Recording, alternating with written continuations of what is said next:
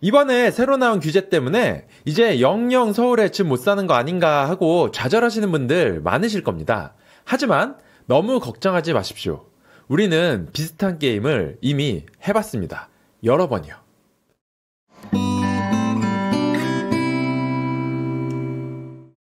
제가 거의 한 달 전부터 KB 매매거래지수 이 지표를 보여드리면서 40이 넘으면 규제가 반드시 나올 거라고 했습니다. 그리고 9월 말에 40이 넘었고 10월 추석 끝나면 분명히 규제가 나올 거라고 했죠. 이거 100% 확률로 예측 가능한 지표입니다. 우리 구독자 여러분들은 다들 부동산에 관심이 많으시니까 부동산 단톡방 한두 개씩은 다 들어가 계시죠? 아마 규제 나오기 하루 전에 단톡방에서 이런 거 많이 돌아다녔을 거예요. 주택시장 안정화 대책 발표 관련 보도자료를 브리핑할 테니까 기자님들은 엠바고 좀 지켜달라. 내일 10시까지만 꼭 지켜달라 라고 했는데 우리는 다들 그 전날 낮에 보고 있었죠. 하루 전에 이미 발표자료 전문이 통째로 유출돼서 이렇게 순식간에 전 국민들이 다 알아버렸어요. 규제지역, 토어제 지정, 주담대 한도 제한 같은 게 있는데 이게 생각보다 훨씬 강하게 나왔어요. 그럼 어떤 내용이 있는지 한번 빠르게 훑어보고 제 의견을 말씀드리겠습니다. 자, 인사말부터 좀 예사롭지가 않습니다. 일단 6.27 대책 이후로 가계대출이 상당히 줄었다고 자화자찬으로 시작하죠.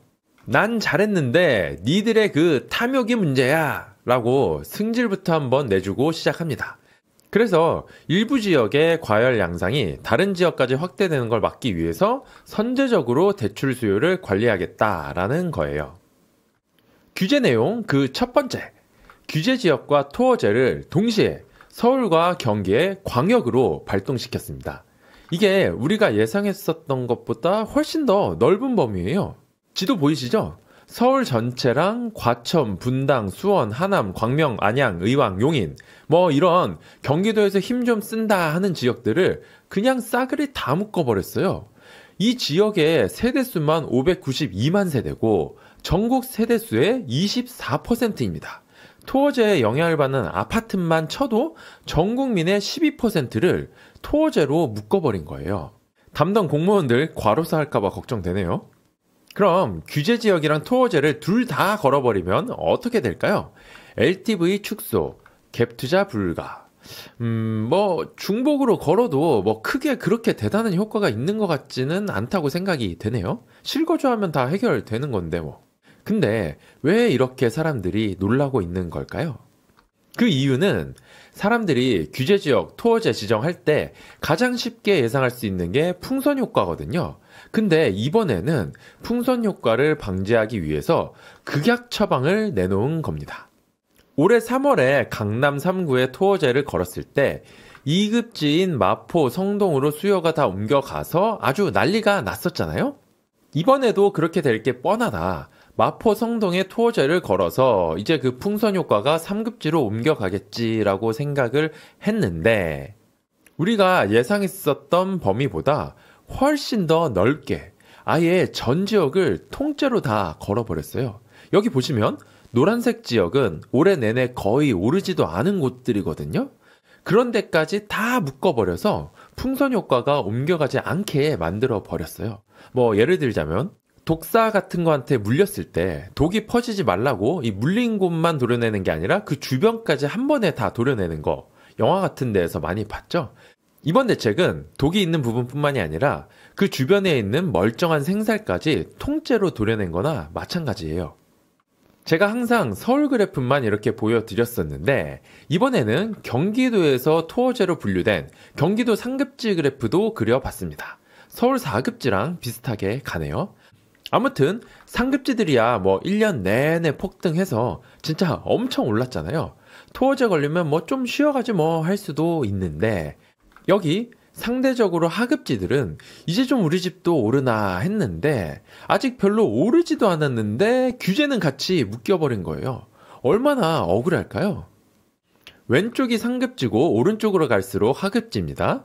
올 한 해 일주일 간격으로 빨간색일수록 많이 오른 지역이에요. 저희 채널 많이 보셨으면 이 그래프에 익숙하실 겁니다.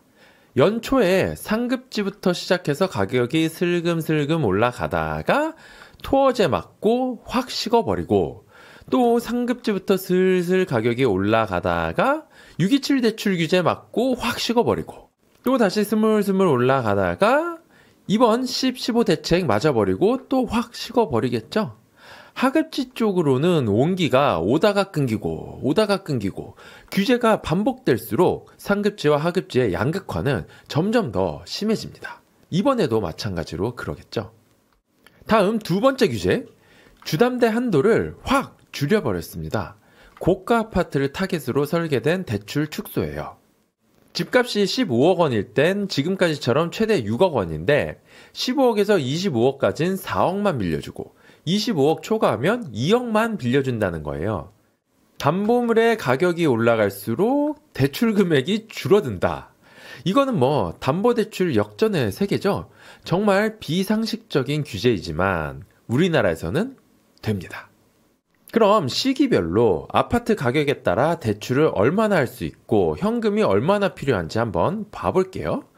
627 이전까지만 해도 비규제 지역은 이런 식으로 집값이 올라가도 집값의 70%만큼은 대출을 받고 현금은 30%만 있어도 집을 살 수가 있었습니다.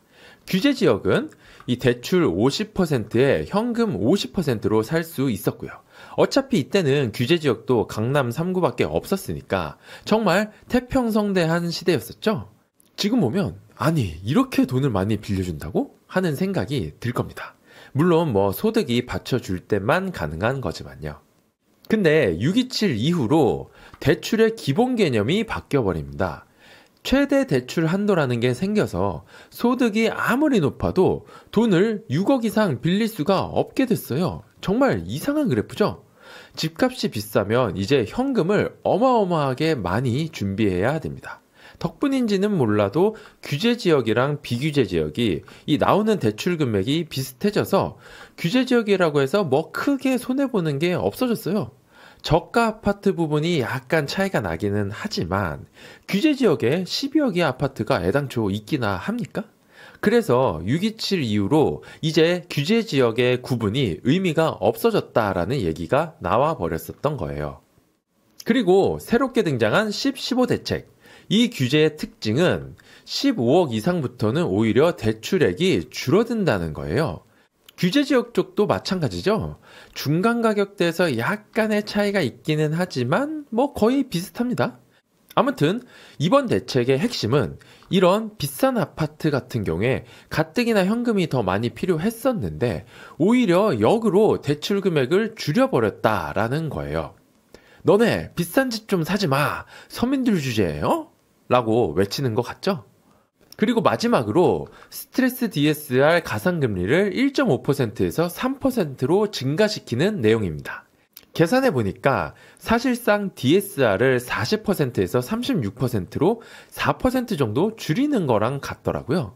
DSR을 35%로 줄일 수도 있다라는 기사 자주 나오더니만 그거를 이런 식으로 건드려 버리네요. 스트레스 DSR의 가상금리를 늘린다는 게 무슨 뜻이냐면 돈 빌릴 때 예를 들어서 금리가 4%면 DSR 계산할 땐 4%에 3%를 더해서 7% 금리로 빌리는 것처럼 한도를 계산하고 그렇게 해서 대출금을 적게 준다라는 뜻이에요. 대출 한도를 줄이는 또 다른 방법이라고 보시면 됩니다.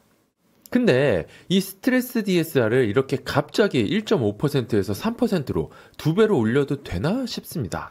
이 제도는 23년 12월에 도입하겠다고 발표를 하고 1년 반 동안 3단계에 걸쳐서 서서히 올리던 거였었거든요.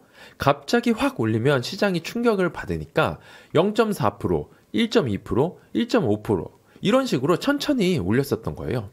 근데 이번에는 스트레스 DSR 도입이 3단계로 전부 마무리된 상태에서 3개월 만에 갑자기 2배를 올려버립니다.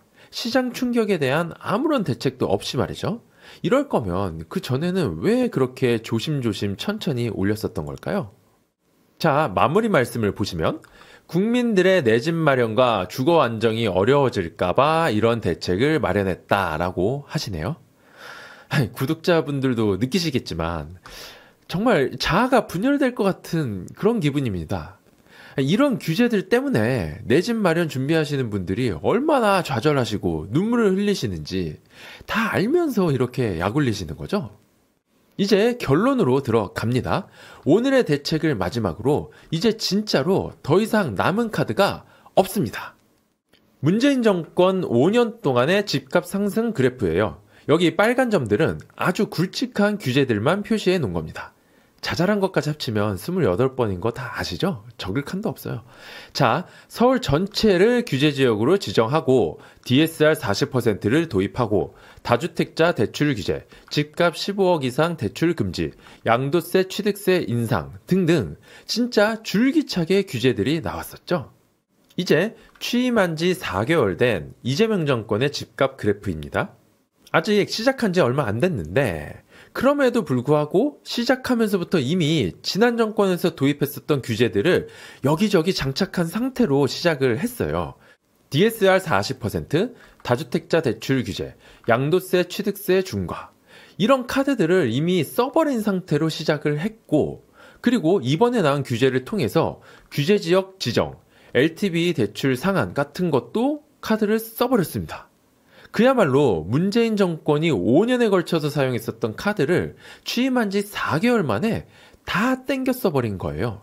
그럼 앞으로 남은 4년 반 동안은 대체 어떤 카드를 더 쓸 수 있을까요? 그리고 이번에 발표된 규제들도 지레 겁먹지 말고 하나하나 뜯어보면은 생각보다 그렇게 무섭지는 않습니다. 우선 규제지역과 토어제를 서울, 경기에 싹 다 걸어버린 거 사실 이미 다 겪어본 수준입니다. 지난 정권에서는 훨씬 더 광범위하게 걸었었어요. 17년 8월에 서울 전역을 규제지역으로 묶어버리는 걸 시작으로 4년에 걸쳐서 전국을 다 새빨갛게 규제지역으로 물들여 버렸습니다. 사람이 좀 모여 산다 싶으면 죄다 규제지역이었어요. 이거를 23년 초에서야 해제해 줬습니다. 서울은 무려 5년 반 동안이나 걸어놨었던 거예요. 그래서 규제 걸고 나서 어떻게 됐느냐고요? 규제를 걸었음에도 불구하고 그 이후로 5년 내내 폭등했습니다. 그래도 거래량이라도 좀 잡았겠지 하고 봤는데 규제를 걸고 나서 그 이후로 거래량이 잠깐 줄었다가 몇 달 만에 다시 거래량 다 회복했죠. 거래량 잡는 효과조차도 단기적이었었다라는 겁니다. 아니 그래도 이번에는 규제지역뿐만이 아니라 토어제도 같이 걸었잖아 라고 생각하실까봐 다른 그래프도 가져왔어요. 이거는 올해 1월부터 현재까지의 급지별 상승률 그래프인데요. 연초에 1급지가 막 폭주하니까 토어제를 강남 3구 용산에 확 걸어버렸죠.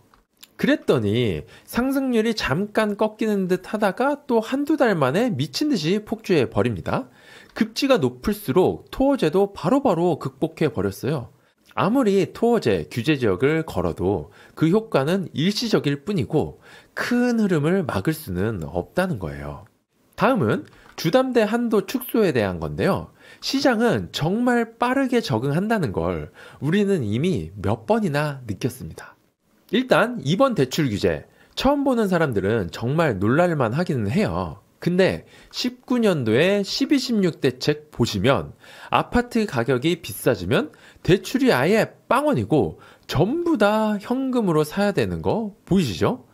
이거랑 이거 중에 어떤 게 더 빡세 보이세요? 이번 대출 규제가 무서워 보이기는 하지만 19년에 12.16 겪으신 분들한테는 와 4억이나 빌려줘? 2억이나 빌려줘? 뭐 이렇게 상당히 자비롭다라고 느끼실 거예요. 이번에 나왔던 대책보다 훨씬 더 가혹했었던 12.16 대책이 도입됐을 때 비싼 아파트는 대출이 안 나오니까 정말로 고가 아파트의 거래가 줄었을까요? 이 그래프는 가격대별 거래 비율을 나타낸 겁니다. 높을수록 그 가격대 아파트의 거래가 많았었다는 거죠. 파란색이 9억에서 15억, 주황색이 15억 이상 아파트입니다. 둘 다 12.16 대출 규제의 타겟이었고 규제가 시작하자마자 거래량이 급감합니다. 당연하겠죠. 대출이 전혀 안 나오는데 어떻게 사겠어요? 근데 한두 달 정도 거래량이 줄다가 갑자기 다시 고가 아파트의 거래량이 확 증가해서 이전보다 더 많아지기 시작합니다. 신기하죠? 대출이 전혀 안 나오는데도 불구하고 사람들은 거기에 또 적응을 해서 어떻게든 집을 삽니다. 비싼 집일수록 많이 오른다는 걸 모두가 경험했으니까요. 멀리 갈 거 없이 올해 627 대출 규제만 해도 대출 규제 거니까 한동안 시장이 팍 식다가 딱 2달 만에 또 적응을 해서 이전보다 더 심하게 폭등해버리죠. 대출 규제를 해도 살 사람들은 어떻게든 다 돈을 마련해 와요. 그래서 제 생각엔 이번에는 풍선 효과가 오기는 쉽지가 않을 거라고 봅니다. 아마 한동안 여러 유튜버들이 이 지도 가져와서 토어제 최대 수혜 지역 뭐 이런 식으로 컨텐츠를 만들 거예요. 알기가 정말 쉽잖아요. 토어제 안 걸린 지역 중에 제일 괜찮은 지역이 풍선 효과 수혜 지역이라는 거. 뭐 저도 물론 풍선 효과가 아예 없을 거라고 생각하지는 않습니다.